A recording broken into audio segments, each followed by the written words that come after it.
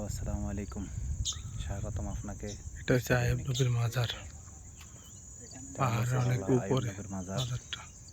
আজকে আপনাদের সাথে শেয়ার করব ওইখানের পরিবেশ এবং কি আবহাওয়ার ব্যাপারে।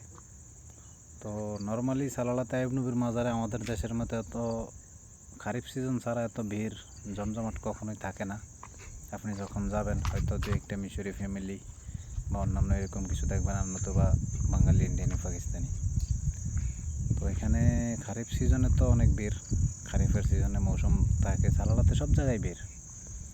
আর খারিফের সিজন ছাড়া যখন আপনি যাবেন তখন সালালা শহরে যদিও গরম থাকে, কিন্তু যখন আপনি ওইখানে আইয়ুব নবীর মাজার বা বিভিন্ন যে দর্শনীয় স্থানে যাবেন, গরম ছাড়া এরকম পাহাড়ের উপরে খুব ঠান্ডা হাওয়া বয়। আপনি শহরে আসলে একরকম আবহাওয়া দেখবেন, আর পাহাড়ের উপরে গেলে গরমের সিজনও আপনি অন্যরকম আবহাওয়া দেখবেন। খুব শান্তশিষ্ট পরিবেশ, না গাড়ির কোলাহল, কোনো কিছু নাই। তো ভিডিওটা ভালো লাগলে সাবস্ক্রাইব করতে ভুলবেন না।